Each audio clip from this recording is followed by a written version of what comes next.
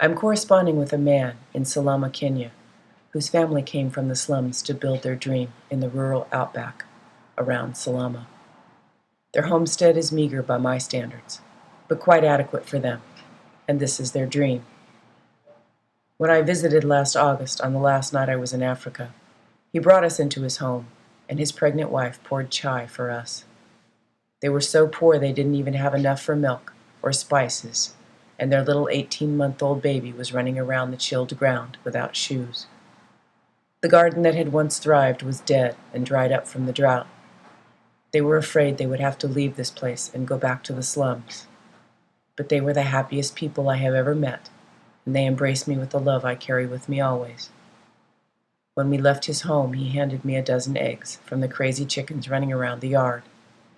This was their only means of income, to buy meat for them and milk for the baby, but they gave it away in the name of love.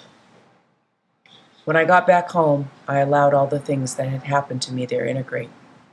I could not get Sam and his family off my mind. I sent a check for $50 so they may be able to stay a little longer in this place they loved, but to me seemed unfit. Rather than using the money to buy food, Sam bought a beehive. He ended up with so many bees, they were literally hanging from the trees to get their chance in the hive. They needed water, and so Sam dug a well by hand 50 feet down, and now they have water to cool their hives, and Sam and his family has water for their garden. With the money from selling the honey, Sam hopes to buy more hives and give a home to these bees. Thus begins the repollination of our planet in an area that has been deforested.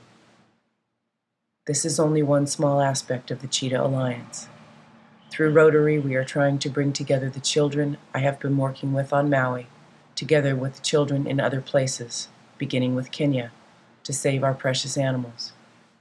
We are trying to establish a Paw Pal program, putting these children in touch with each other through cell phones and internet capabilities, so they can text each other and come up with ways to solve our planet's crisis. Together, these kids will build their new world that we have managed to mess up. I have been embraced by Sacred Heart School here in Lahaina and have actually gone back to school. We are also co-authoring a children's book. We have a project for the Cheetah's Prayer and a song for the cheetah. The Cheetah Alliance is dedicated to helping the children build their new world by connecting them together with each other and the creatures. The Cheetah Alliance handles no money. The children are asked to develop their own talents and interests by being creative and resourceful. Their greatest wealth of resources comes from people like you who love their craft and wish to share. We are asking that you donate your time to teach the children your craft. It's easy to do. Simply write on the back of your business card what talent you would like to teach the children and drop it in the pond.